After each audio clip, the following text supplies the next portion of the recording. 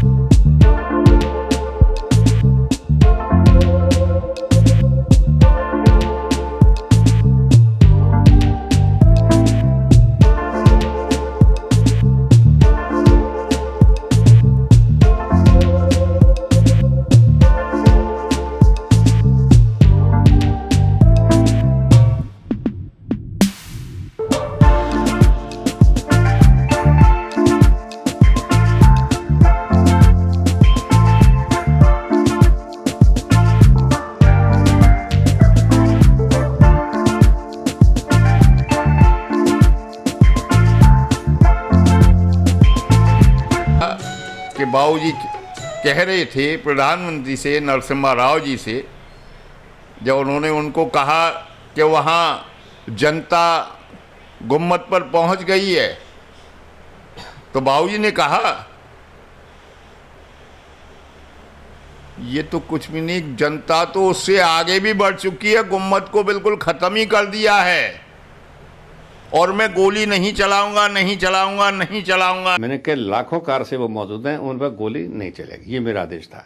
और इसमें अधिकारियों का कोई कसूर नहीं है। अधिकारियों ने तो मेरे आदेश का पालन किया कि गोली नहीं चलेगी। क्यों? कि गोली अगर मैं चलवा देता तो हजारों लोग मारे जाते, स्टैम्पीड में मारे जाते, गोली से मारे जाते और फिर ढांचा फिर भी ना बच। सारे जुल्म सहने को तैयार हूं, मगर मैं राम भक्तों पर गोली नहीं चलाऊंगा। तो आज ऐसे युग पुरुष हमारे बीच में नहीं हैं। इतना दुख है कि जन सैलाब उमड़ पड़ा। और मैं माननीय योगी से भी कि आज उन्होंने 3 दिन इतनी व्यस्तता की है कि लखनऊ से लेकर अलीगढ़ तक और अलीगढ़ से लेकर नरोरा घाट तक बाबूजी का साथ नहीं छोड़ा। मिलिट्री की गाड़ी में बाबूजी की अर्थी के साथ बैठकर गए। मैं ऐसे युग पुरुष को भी सलाम करता हूं कि जो उन्होंने बाबूजी को सच्ची श्रद्धांजलि दी। जन सैलाब पर बाबूजी अमर रहें, बाबूजी अमर रहें, जब तक सूरज चांद रहेगा बाबूजी का नाम रहेगा। इस तरह के नारों के बीच लाखों की तादाद में जनता, औरतें, बच्चे, बूढ़े सभी लोगों ने बाबूजी को श्रद्धा सुमन अर्पित किए।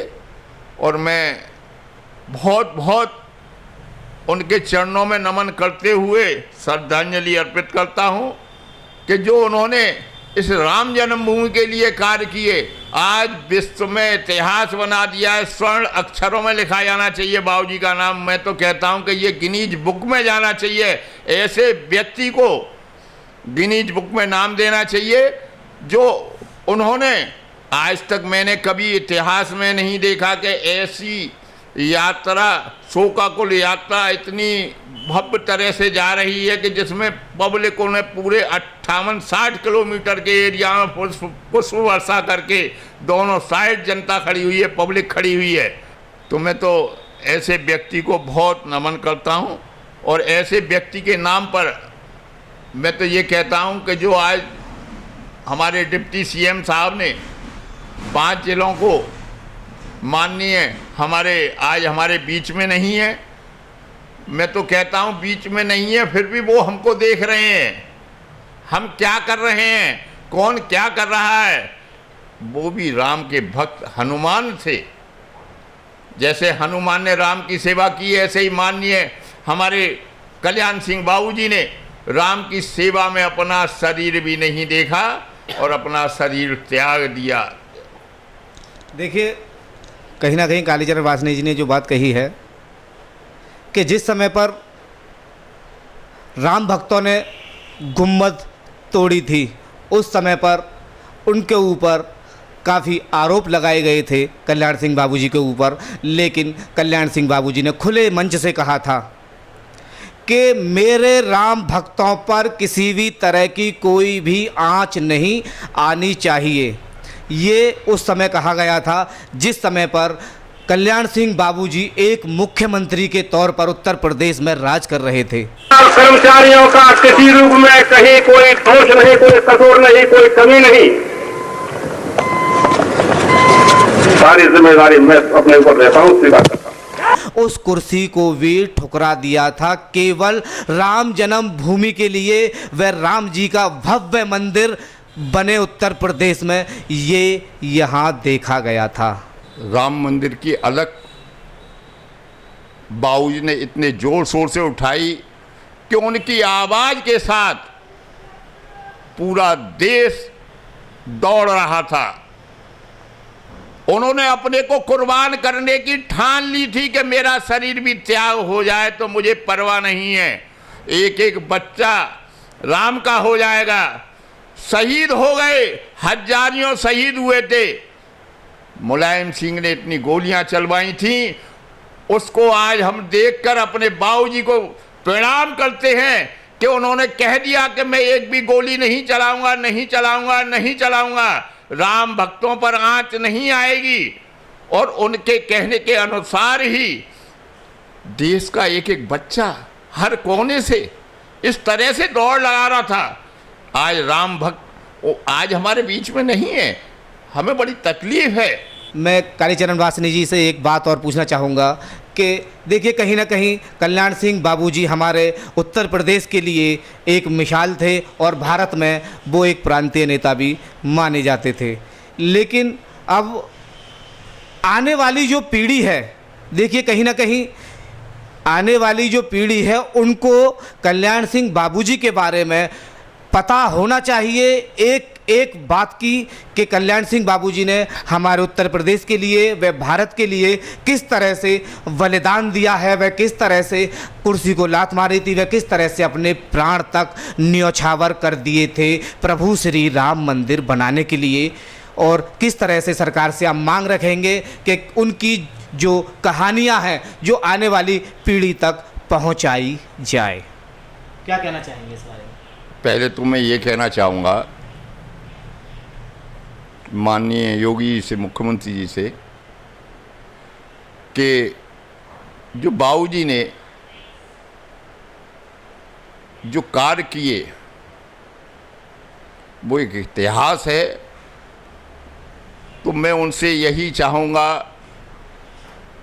कि वह इस इतिहास को, जैसे मुगलों के शासन में किताबों में लिखा जाता था, वैसे ही आज बाबूजी की यादों को किताबों में बच्चों को पढ़ाया जाए, जो यादगार बन जाए विश्व में कि देखिए एक ऐसे व्यक्ति ने अपनी परवाह न करते हुए जनता के लिए समर्पण रहे हर समय।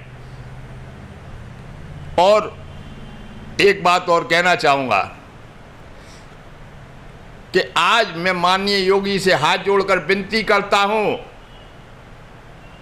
कि जो बाबूजी की अर्थियाँ हैं, इसकी कलश यात्रा पूरे देश में निकाली जाए। जिस तरह से अटल जी की निकाली गई, जैसे अटल जी की निकाली गई थी, ऐसे ही इनकी कलश यात्रा पूरे प्रदेश और देश में निकाली जाए। जन जन तक ये संदेश जाए कि देखिए ऐसे व्यक्ति के दर्शन जो नहीं कर पाए वो कलश यात्रा से ही उनके दर्शन कर लेंगे।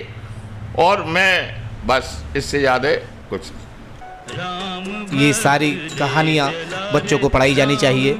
और कल्याण सिंह के बारे में ये जो उपलब्धियाँ हैं, जो उन्होंने कार्य किए हैं, ये सब आने वाली पीढ़ी को पता होना चाहिए कि राम मंदिर जो बन रहा है वो ऐसे ही नहीं बना है। इस पर लाखों लोगों ने कुर्बानी दी हैं, लाखों जानें हिंदुओं की गई हैं। मैं तो ये कहना चाहूँगा लाखों जानें हिंदुओं की गई हैं। और एक ऐसा शेर भी हमारे अलीगढ़ के उत्तर प्रदेश से चला गया है जिसने कि राम मंदिर को बनाने के लिए अपना भविष्य तक नहीं देखा और अपनी कुर्सी तक को भी छोड़ दिया था।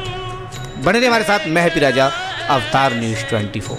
संघ और भारतीय जनता पार्टी के संस्कार मेरे रक्त की बूंद बूंद में समाये हुए हैं और इसलिए मेरी इच्छा है कि जीवन भर भाजपा में रहूं और जीवन का जब अंत होने को हो तो मेरा शव भी भारतीय जनता पार्टी के झंडे में लिपट करके जाए।